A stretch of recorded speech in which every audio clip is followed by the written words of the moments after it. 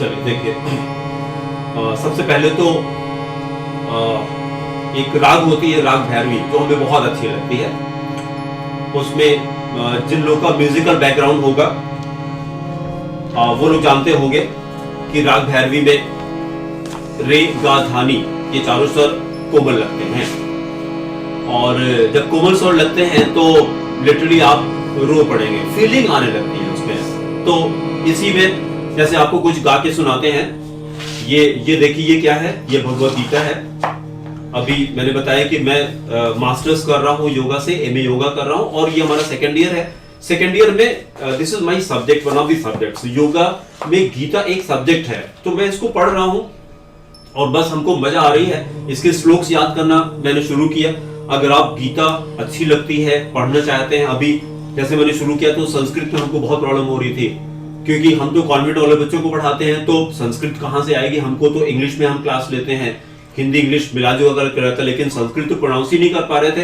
लेकिन ये कहते हैं जब आपके अंदर डिजायर होती है तो पता नहीं कैसे आप तरीका ढूंढ लेते हैं। वही मेरे साथ हुआ है। उसको एक एक वर्ड छोटा छोटा तोड़ के मैंने, देखिए नोटिस बोर्ड पे एक श्लोक लिखा है, फिर बच्चों को सिखाते हैं, कोई पेरेंट आते हैं उनको बताते हैं, तो डिफिकल्ट वर्ड है उसका मीनिंग बता दिया। आपको इसी को मैं गा के सुनाता हूं, और आप अगर मेरे साथ में गीता के श्लोक याद करना चाहते हैं तो इस चैनल को सब्सक्राइब कर लीजिए। हम कोशिश करेंगे बीच बीच में गीता के श्लोक्स आपको सिखाने का प्रयास करेंगे।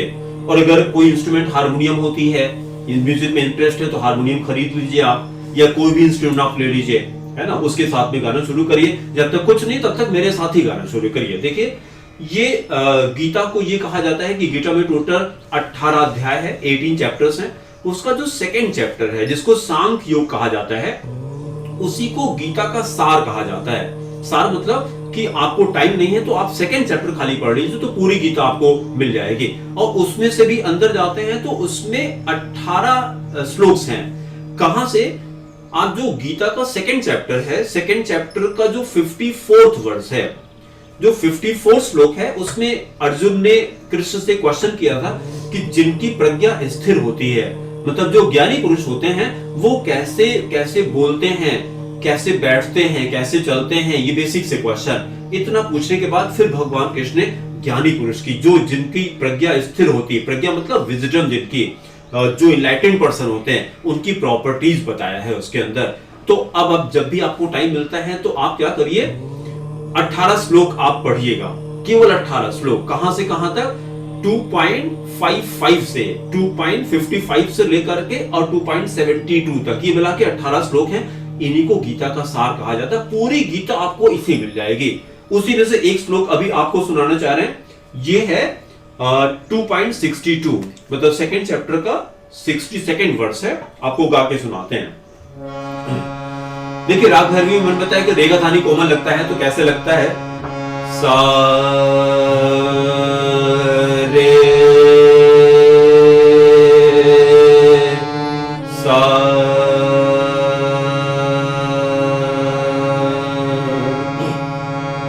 सा रे गा रे सा सा रे गा मा गा रे सा। एक एक सुर हम ऊपर चल रहे हैं, सारे गामों तो सबको पता रहता है ना, तो हम एक एक स्टेप आगे चल के फिर वापस लौट रहे हैं। देखिए, अब म्यूजिक करेंगे ना, किसी की जरूरत नहीं पड़ेगी, ना किसी वस्तु की जरूरत पड़ेगी, ना किसी व्यक्ति की जरूरत पड़ेगी। इसमें अंदर कितना आनंद आता है, देखिए, हमको बहुत मजा आती है। सा रे गा मा पा धा पा मा गा रे गा रे सा। आपके बाद निशात पे चलते हैं। सा रे गा मा पा धा नी धा पा मा गा गा रे सा। सप्तक के सा पे चलते हैं। सा रे गा मा पा धा नी सा।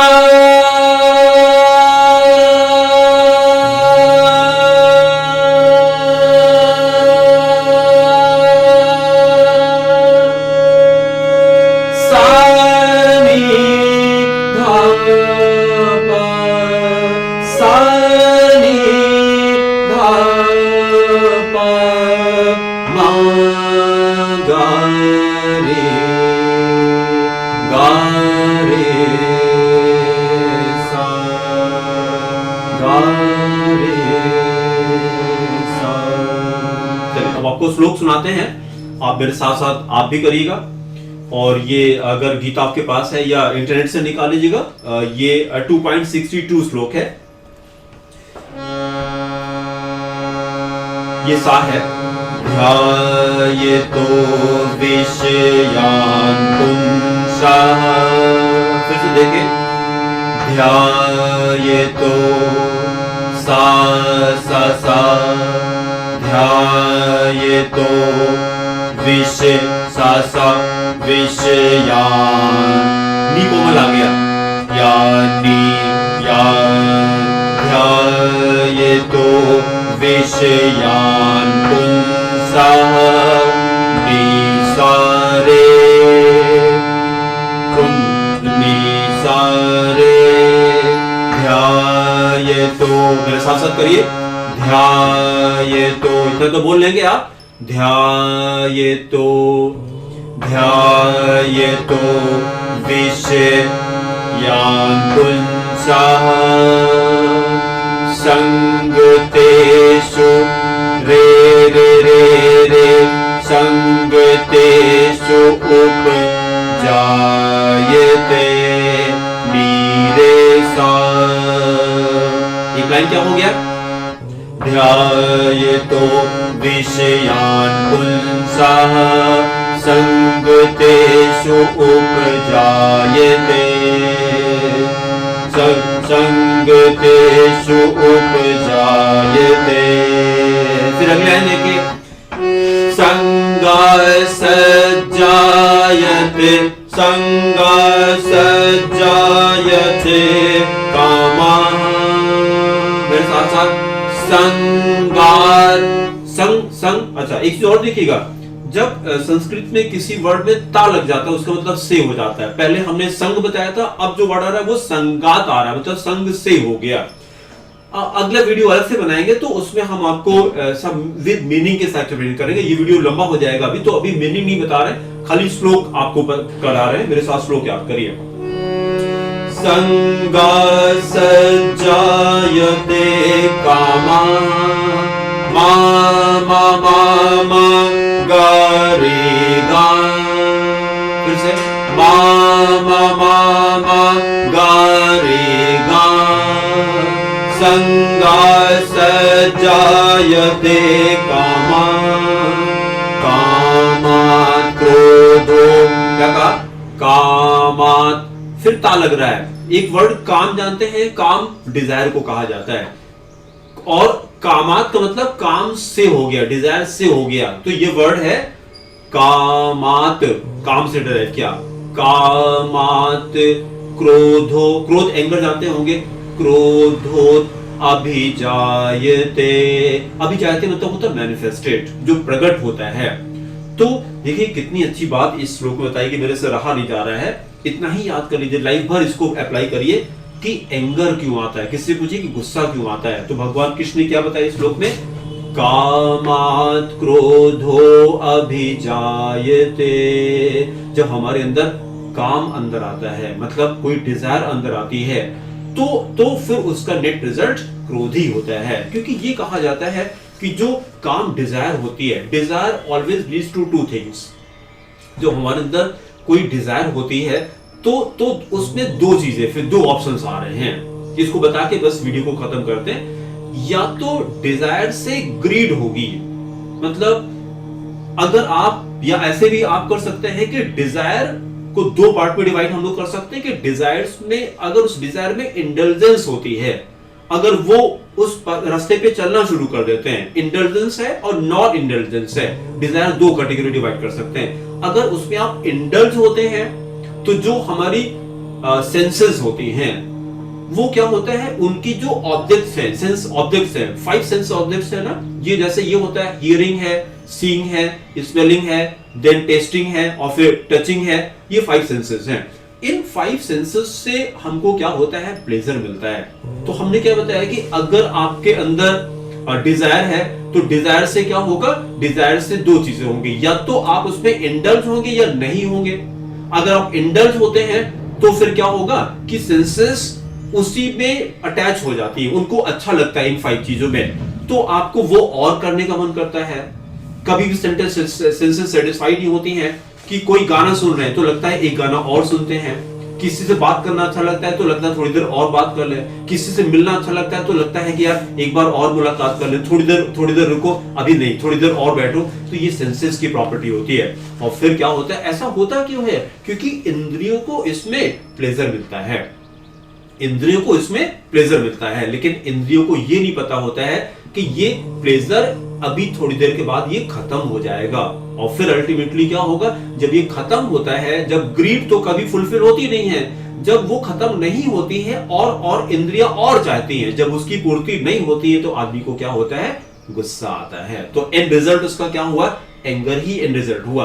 और दूसरा मैंने क्या बताया कि या तो अगर इंडल्ज करते हैं तो थोड़ी देर चलेंगे, फिर जब नहीं पूरा होगा तो गुस्सा आएगा। और फिर दूसरा ऑप्शन क्या बताया कि अगर नॉन इंडल्जेंस है, अगर आप उसमें लिप्त नहीं होते हैं तो पहले ही गुस्सा आ जाएगा। आपने कोई चीज डिजायर किया कि आप घर वालों से कह रहे हैं कि नहीं हमको तो अब ये फोन दिला दीजिए, आईफोन दिला दीजिए, नहीं मिल रहा है, कहीं फ्रेंड के साथ जाने का आपका प्लानिंग था और घर वाले रोक रहे हैं कि नहीं अभी नहीं जाना है, आपका एग्जाम है, पढ़ाई करिए, तो क्या होता है, गुस्सा आता है ना। कहां से गुस्सा स्टार्ट किया, ये मैकेनिज्म स्कूल नहीं सिखाता है। जब योग की पढ़ाई करें, गीता की पढ़ाई करें, तो आपको मैकेनिज्म पता लगी कि गुस्सा कहां से आता है। और जब आप गुस्सा करते हैं तो सबसे पहले तो गुस्सा जिसपे करते हैं उसपे तो बाद में फर्क पड़ता है, सबसे पहले अपने ऊपर फर्क पड़ता है। आपकी बहुत ज्यादा एनर्जी वेस्ट होती है, आप फोकस नहीं कर पाते हैं। तो इस श्लोक को याद करिए, इसका जो एकदम लास्ट वाला जो ये स्टेटमेंट है, देखिए कि गुस्सा कैसे आता है। तो इन्होंने भगवान लॉर्ड कृष्ण ने क्या बताया, संगा सज्जायते कामः, संगा सज्जायते कामः, कामात् कामात् क्रोध विजायते, कामात् क्रोध विजायते। मतलब क्या हो गया कि काम से क्रोध उत्पन्न होता है। ठीक है, तो इसी तरह से आप गीता का श्लोक भी याद करना चाहते हो तो हमारे साथ कर सकते हैं। एक बार पूरा आपको गा के सुनाते हैं। क्या श्लोक आया ये, ध्यायतो विषयान् पुंसाः संगतेषु उपजायते, सा सा सा सा नीरे निसारे, रे रे रे रे नीरे सा।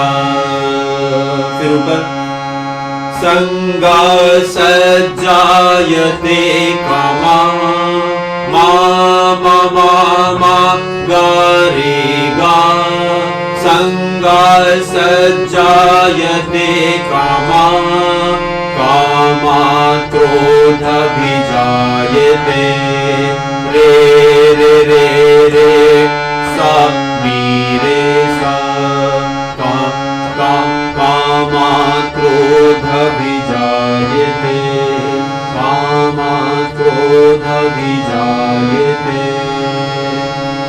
यहाँ पर अगर आप म्यूजिक सीखना चाहते हैं, म्यूजिक मतलब वोकल सीखना चाहते हैं, तो सर आते हैं सिखाने के लिए। वो खुद भी मास्टर्स कर रहे हैं म्यूजिक में और हमको बहुत अच्छी लगती है म्यूजिक। हम और अपने लड़के के साथ में हम दोनों लोग म्यूजिक सीख रहे हैं। उसमें बेसिक अलंकार क्या होता है, वो सारी चीजें बेसिक से। तो अगर आप करना चाहते हैं तब भी आप हमें इस नंबर पे आप कांटेक्ट कर सकते हैं। जो और आप लोगों ने इतने धैर्य से हमको सुना, तो इसके लिए फिर से धन्यवाद। और लास्ट में फिर आप सभी को मेरा प्रणाम।